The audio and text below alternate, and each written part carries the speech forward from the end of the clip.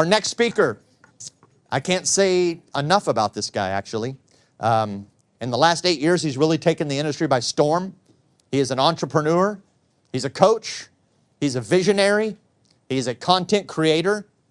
He is truly the thought leader in the industry. I mean, when people say that someone moves the needle, this guy is the needle.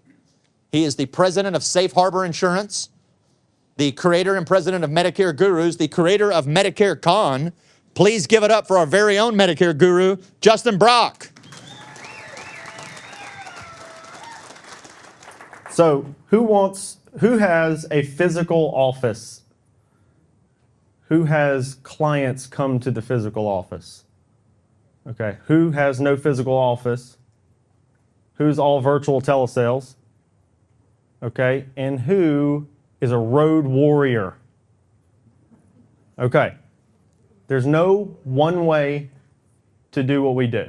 There's no one way. There's people that do things very successfully in all of those avenues. And so I am not, in no way by going over Brock and Mortar wanting to bore the people that like Jackie that is going to go virtual the rest of her life. But I do want to go over this because it has been a key topic that people want me to educate them on, and I think that it would provide value to many of you that are either in a brick and mortar location or trying to create one. So Brock and Mortar, that's the poltergeist. Brock and Mortar is a term that a guy named Zach Munger, who knows Zach Munger, aka Matt Foley. Zach Munger came to Tupelo. He wanted to come down and just kind of reverse engineer from the inside out our operation, and he does some business with us. And I said, Zach, come on down. And he came on down and he coined the term Brock and Mortar. I'd never thought of it. I'm not that creative. I'm like Tyler, you know. I'm all DI on the disc assessment. I'm go and do, but I don't have the artsy stuff. That's why I hire that out. Yes, but okay. I'm sorry. I have to give credit where credit's due. Zach's wife Danny actually came up with it. Brock and Mortar. So every time I say it, I owe Danny Munger $5. So it's a royalty fee that we've worked out. But it's such a good term, it's worth paying for. So next slide there, Stephen. Brock and Mortar, there are 7 principles I want to go over, 7 rules to creating or starting a Brock and Mortar. And the first one I want to go over is utilizing national budgets to fuel your brand. You guys hear me talk about brand a lot. And I believe that in everything we do, we always need to be branding. Of course, we need to always be closing, but always be branding as well, okay? So, next slide, Stephen. So when I talk about national budgets, what do I mean? That could be a diverse topic. First little bullet point here, Joe Namath is not hurting you. It's not hurting you. You know, every one of you would have taken the Joe Namath commercial deal if it was offered to you, I assure you. So we're not going to be mad at Joe. What we're going to talk about is what the effect on our market was from Joe. And I want to start that by saying, how many of you had clients ask you about the Joe Namath commercial? We did. It was annoying. It was really annoying to hear all my clients be so confused over the last couple of years. And I'm sure that they will continue to use Joe because they've branded the guy. So he has, you know, it's continuing to create that confusion in my client base, but it's also creating confusion in the entire market.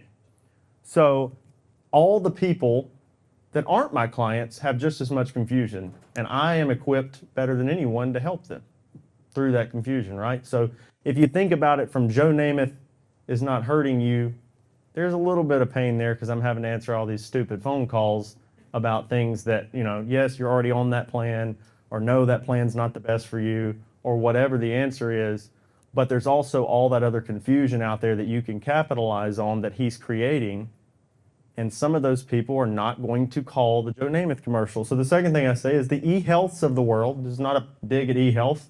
Again, any of you that could wake up tomorrow and own eHealth, Nobody owns it, it's publicly traded, but if you could own 50% of the stock, we'd all own it. So we're not going to be mad at them. We're just going to talk about the eHealths of the world create a vacuum in the market that can only be filled with house-to-house brokers or Brock and Mortars. $5 to Danny Joe Munger. Brock and Mortars can fill that vacuum by giving someone an easy place to go and get the answers to those questions. And also, some of you guys that are road warriors are also providing that solution, because some of these people are not going to pick up the phone and call them. And even when they do, and they start reading that little compliance disclosure, they say, oh, crap, and they're hanging up. If you're face-to-face, the compliance disclosure is not nearly as painful as it is when you call eHealth. If you don't, actually, if you are mad at eHealth, call them. All of you call them and pretend like you're a Medicare client. That'll tie them up and really show them. And then you'll hear that compliance disclosure. If you don't believe me, we have some good, funny recorded calls. We do that quite a bit.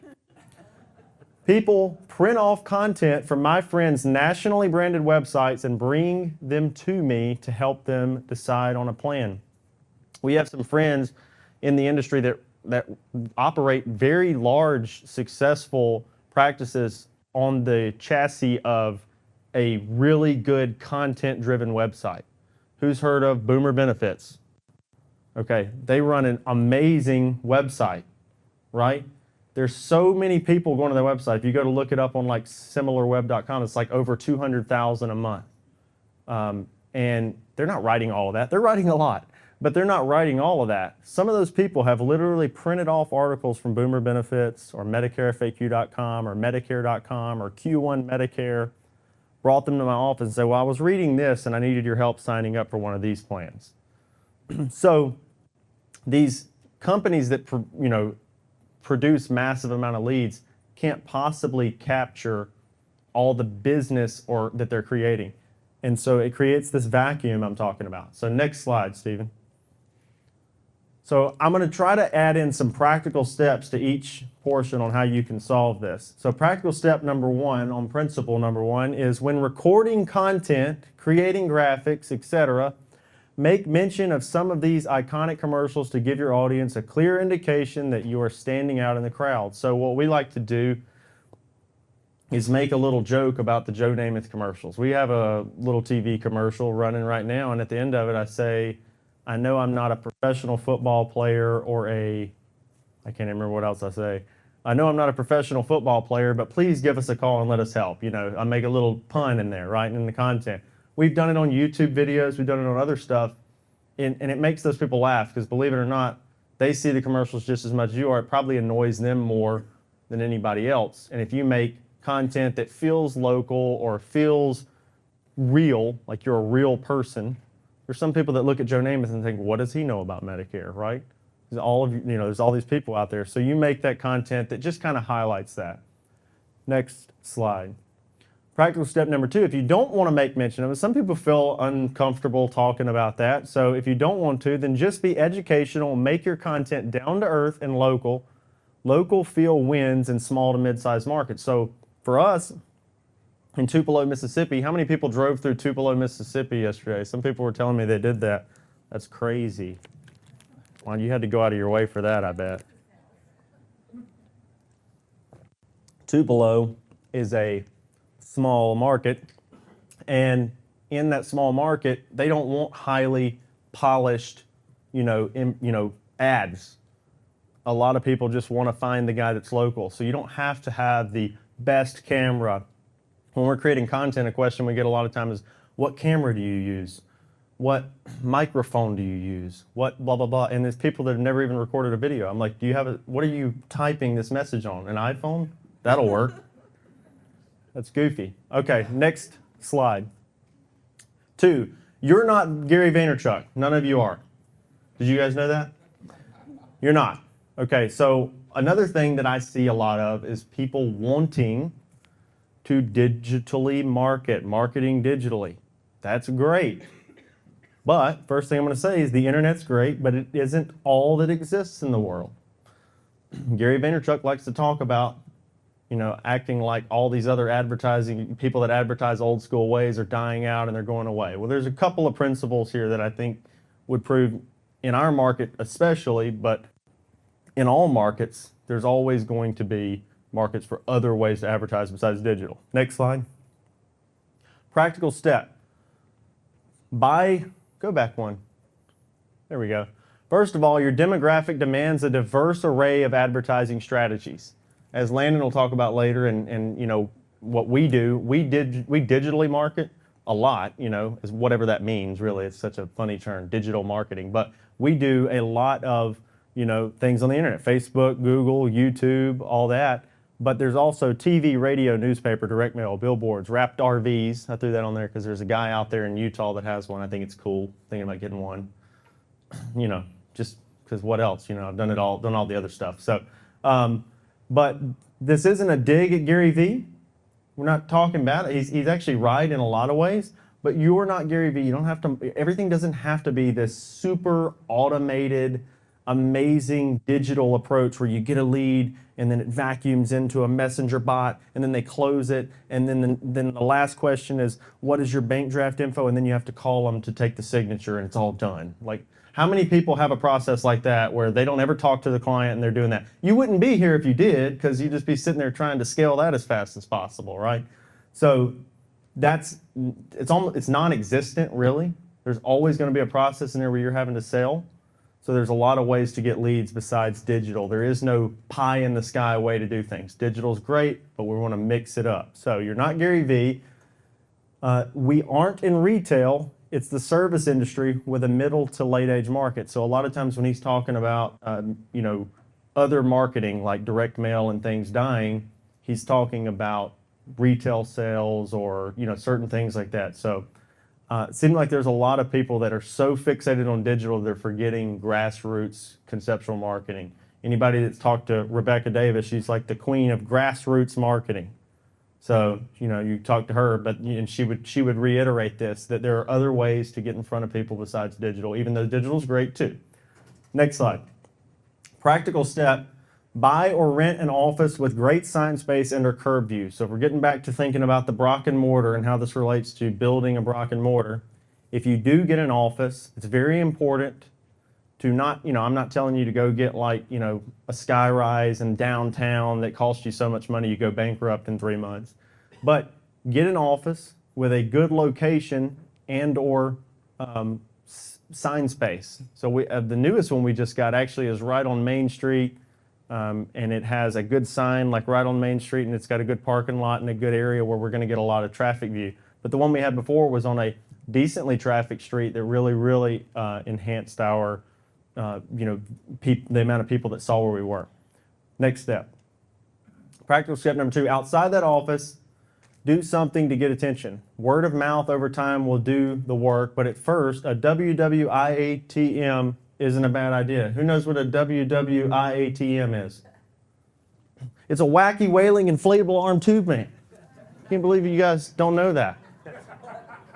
So, attention is the name of the game when you're doing the brick and mortar. You want people to know where your office is. If you're advertising in different ways, you still want them to be riding by and be like, oh, that's those bozos that keep sending me mail. There they are. The more people that know where you are, the better.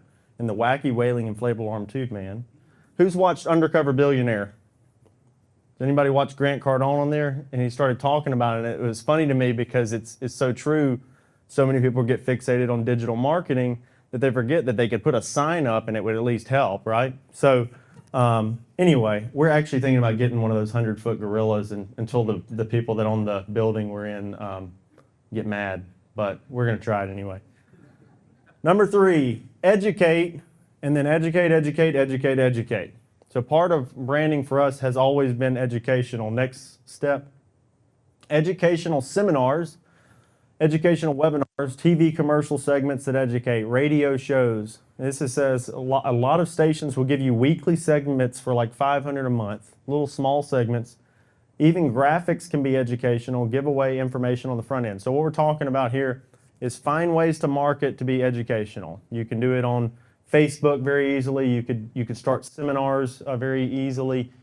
We actually had not been doing seminars, but we have, as of late, we have very, very effective and a great way to get in front of people that, you know, now they know where you're at and you're driving people to your office with these educational seminars. Also graphics, if you're doing direct mail, a lot of you probably order direct mail leads that are like business reply mail cards, and there's no branding to that. And I'm not saying it's not working, and I'm not saying not to do it, but if you can send out direct mail that has your branding on it and maybe some education, or even like trifold letters that educate turning 65s, things like that, I think there's a lot more of a long-term, long-term success rate in building your brand that way and driving awareness to where your office location is. We're in a thank you economy. People appreciate information on the front end. So there's people giving out so much free information that you do have to give out some information on the front end now almost to get any significant amount of business. You can't just be the guy that used to say, well, I know Medicare, so you got to see me. Well, there's a lot of us, and we have to give out that information. We have to put it out there in order to get that. So one of the guys that we have a downline agent that for years has been sending a tri-folded 3-page letter to like every turning 65 person in his state all the time. He's sending it every month. He's sending out a batch of them. He's been doing it for years, the same exact letter. He hasn't hardly changed a thing except for numbers. And I know one thing about marketing. Anytime somebody does something for years and years and years on end, it must be working or they're an idiot. So anyway, he's probably getting he's in our downline. So we know he's doing some good business, and that's pretty much the only marketing he's doing. But the letter is very educational. It's got his picture on there, his brand name. He's actually very well branded in the market. People come in even in our office. He's in our state and he lives 4 hours away, and we still get people coming in and dropping his name all the time, and he's very well branded. Sometimes they, just like the website, they bring the letter to us though because we have the Brock and Mortar location. So anyway, next slide. Practical step, start with seminars. So I will say I'm a little bit hypocritical in this because we didn't start this way, but just from our recent success with it, if you're starting with a Brock and Mortar location, you want to drive awareness to where you are, and you need to get in front of people. This is an extremely cost-effective way, and you could probably get some support potentially from local MA carriers that are trying to expand in your market. We have been able to do that. I won't say which carrier right now, although they like the color purple, and they've been very helpful in this process for us. They're trying to expand in our market, and they've been helpful in the seminar process, helping offset some of the costs. And that's great for some people that are starting up. Of course, they're going to expect some production in return, so you can't just feed everybody and not bring anything back to the table. But you start with the seminars. I really think that's a great way to start driving location. Now, what we do, you see here, you get the permission to contact forms in an educational webinar. You're not selling anything there. You're just educating, providing a meal, hanging out, making friends, getting permission to contact. And then when we call them to set up the appointment, we're trying to drive traffic to our office location.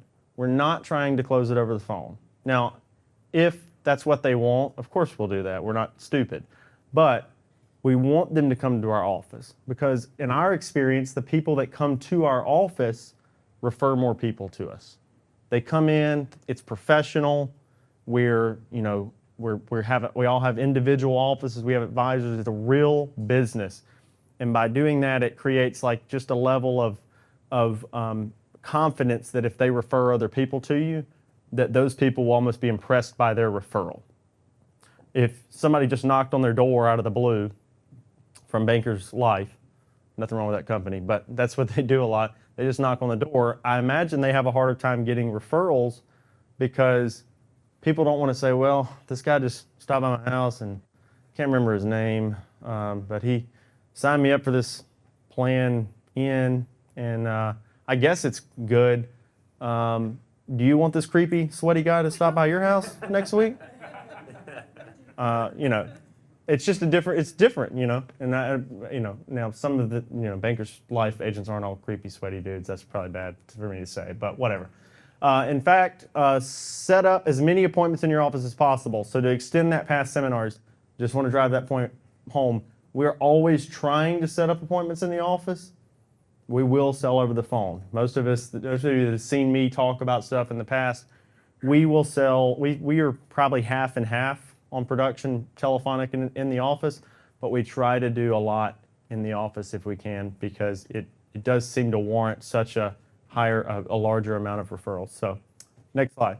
4, everything you do, advertise the idea of walking on in the office. I'm beating a dead horse here, but we want to advertise the office location. So every time we send a mailer, I want them to know, visit us at our office, 144 South Thomas Street. We even talk about things like near Harbor Freight, right next to Merrill Lynch. We say things like that to just constantly advertise the location.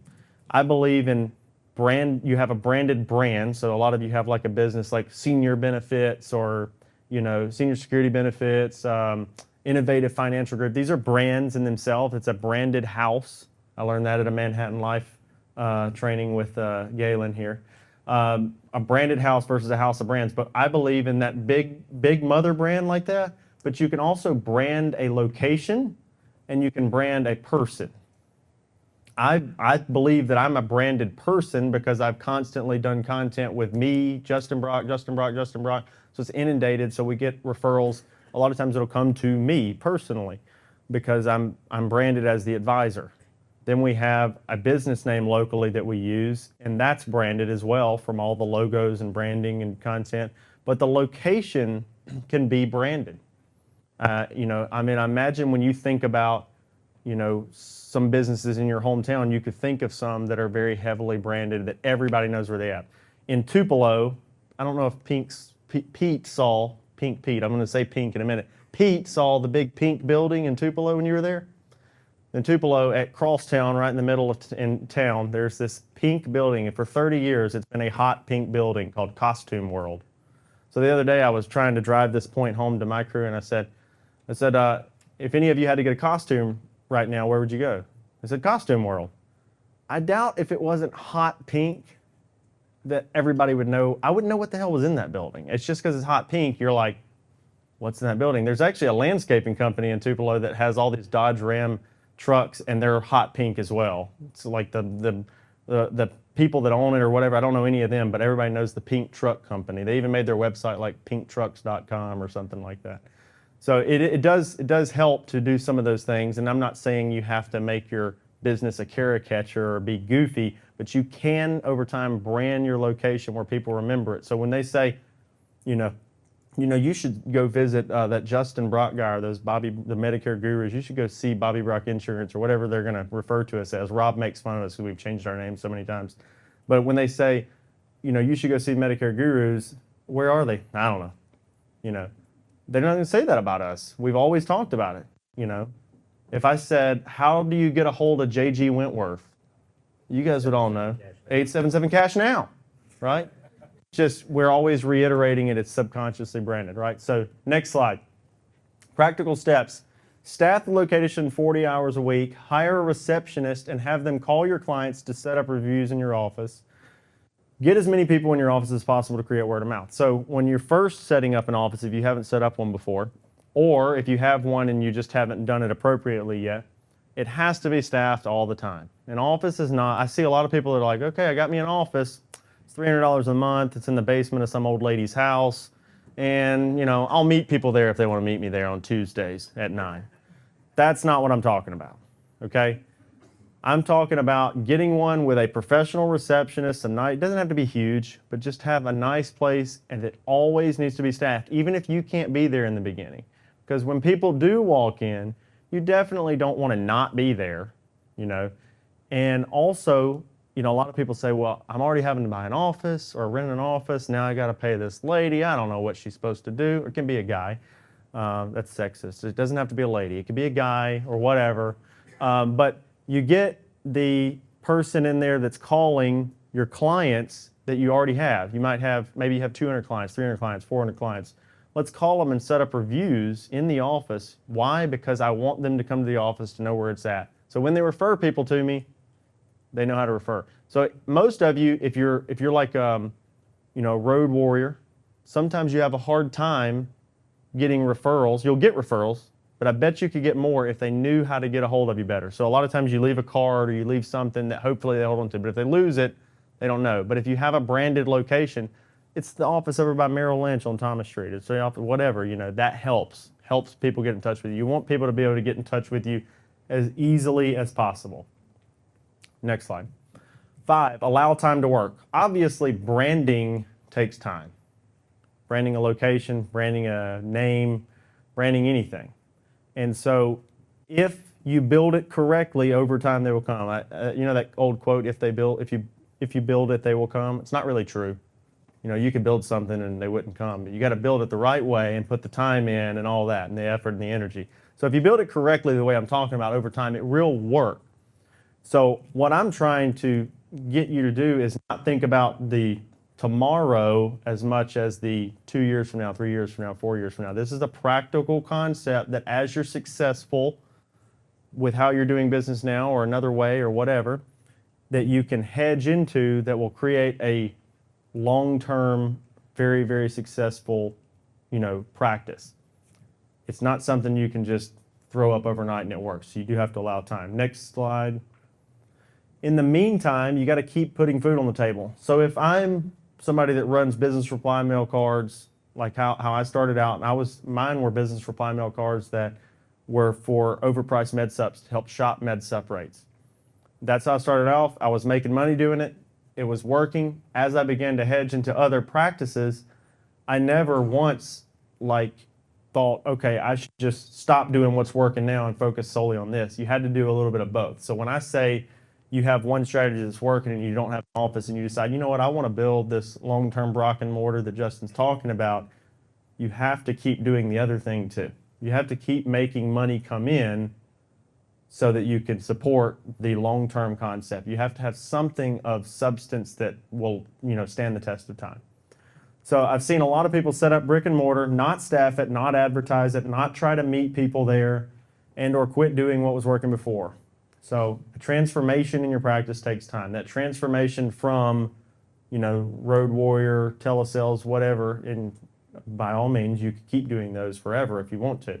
But a lot of people want to transition to something that I can have that office, people are coming, now I can begin to build a team, I can start to build myself out of the day-to-day operations of it so I can focus on some other things and scale, all those types of things, right?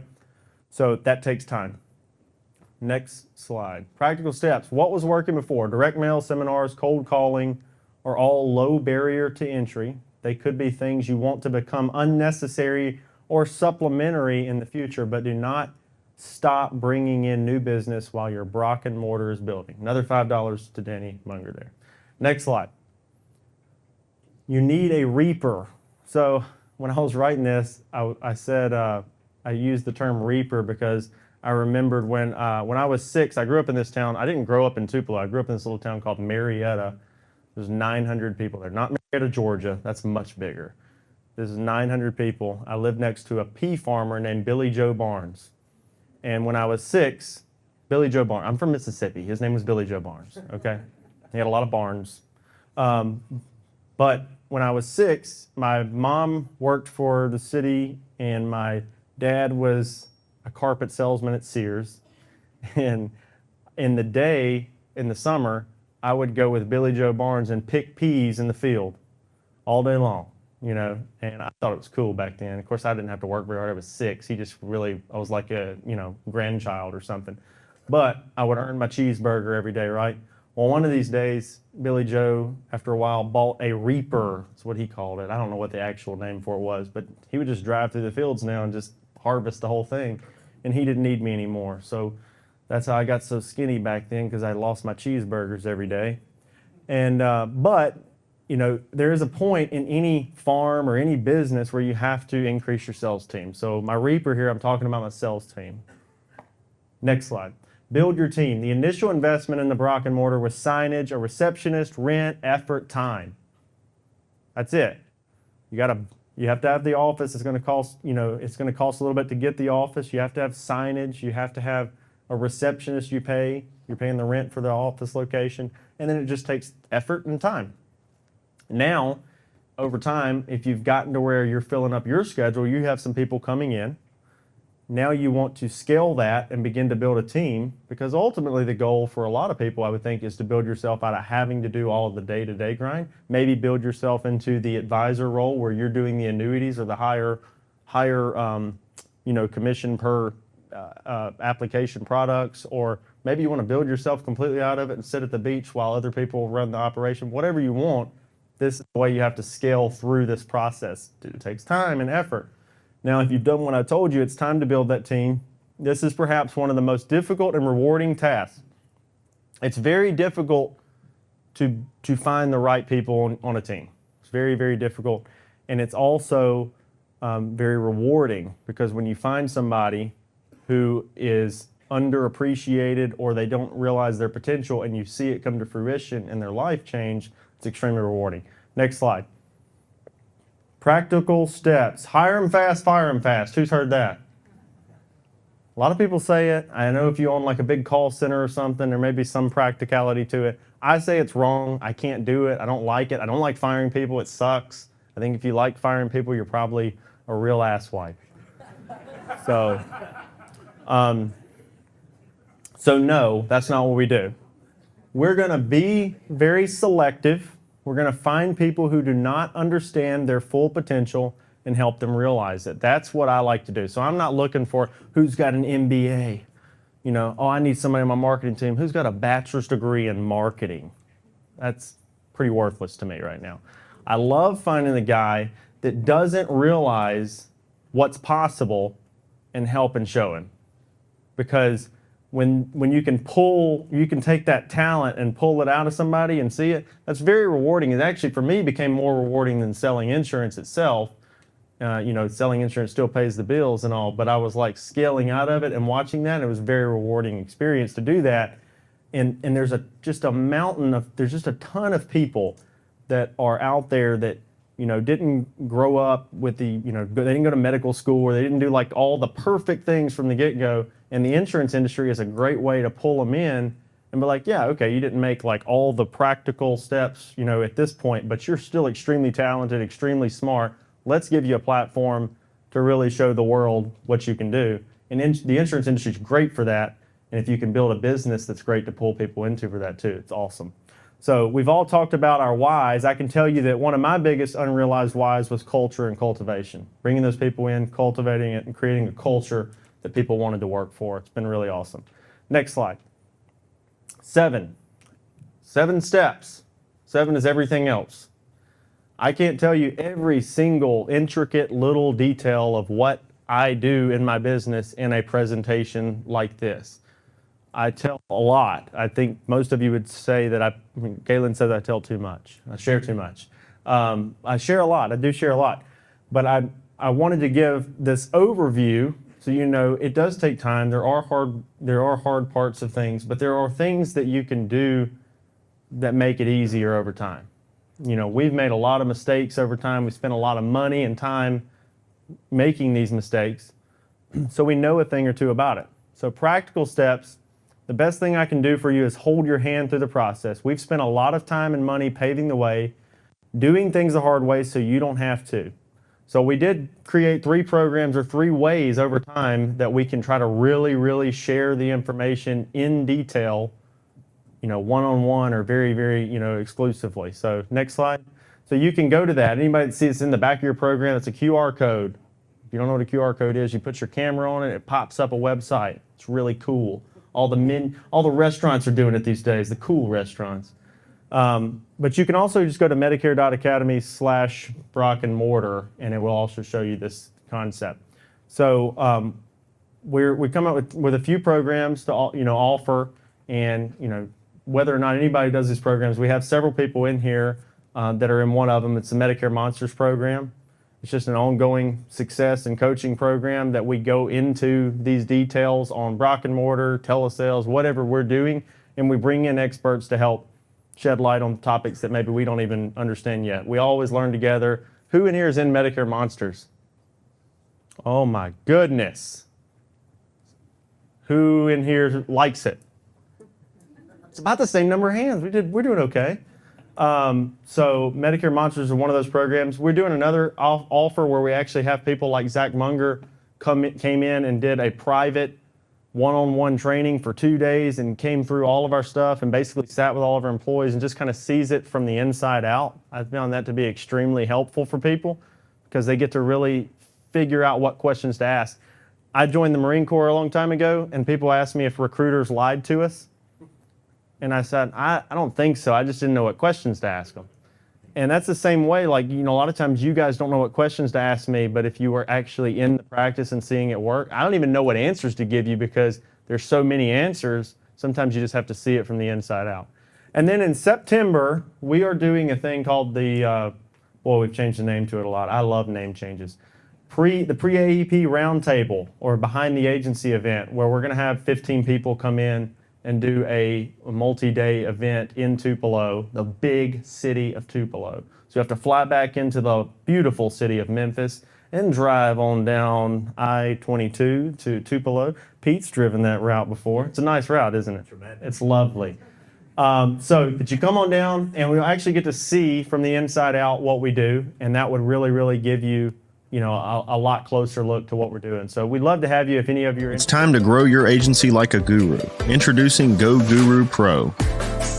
The Go High Level platform allows for minimizing software-based subscriptions and grants control over several facets of marketing and communication. Automate your workflow, communicate with your leads, book appointments in advance, and house all your clients in one secure location. Visit goguru.pro and schedule your one-on-one demo today. Time to train like a guru. Go Guru University is an ever-expanding, cutting-edge, interactive training platform with live weekly coaching calls constructed to train agents efficiently and compliantly. Go Guru University offers a library of training modules explaining Medicare A to Z, face-to-face and telesales training, SEO and other marketing, and much more. Visit goguru.university to schedule your one-on-one demo today.